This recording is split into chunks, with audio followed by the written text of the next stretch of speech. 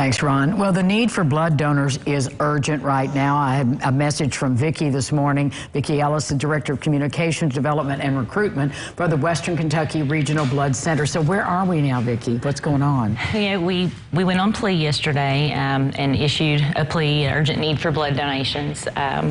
And we had 53, and that's between 2 blood drives and our center open 8:30 to 5:30 yesterday. 53. Now, how to compare that to what has been in the past? Well, let me step back for just a second and let me say we supply 9 facilities. 53. There was 6 hospitals and 3 air evac ambulances, okay? So if you average that out, we didn't even have enough to put 1 unit of blood of each type at each hospital with 53. That's a pretty sobering idea. I wanted to share that with you all. And you know, where we are compared to where we need to be, we're well under. We typically do anywhere from 100 to 150 a day between 2 blood drives and our centers. So we're well behind. Well, so what can be, I know you tried the high school heroes. Have you done that already? We have our first high school blood drive, as a matter of fact, on Monday. So on Monday. So we'll see how the high school kids turn out. Does it have to be 18? 16 and up. State of Kentucky, yes. Okay. So we're getting there, and we were talking about that earlier. You know, we have a full calendar. The opportunities are out there, but, you know, I think if we all listened to the news last night, you know, the reality of things is that we need to be prepared. Mm-hmm. Yeah, exactly. And we were just talking about this.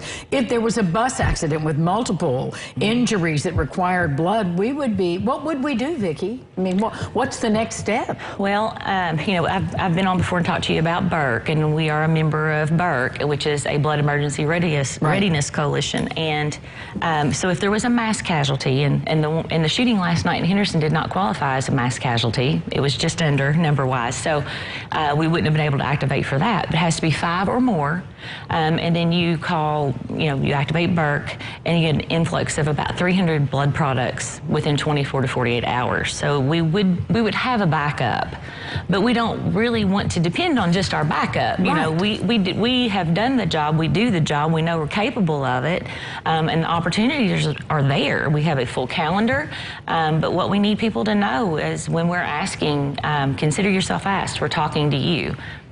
You know, this is your community, it's your time, and wherever the donors have been, and we just wonder what the impact of the pandemic has been, just the situation in life. People are just down and struggling and all of that stuff, but to roll up your sleeves would be a game changer. Well, I mean, and if you have been suffering with depression or you know, hardship because of COVID or different things, you know, if you're physically capable of donating blood, you want to talk about something that makes you feel good. Sure. You know, you potentially have you're going to save 3 lives.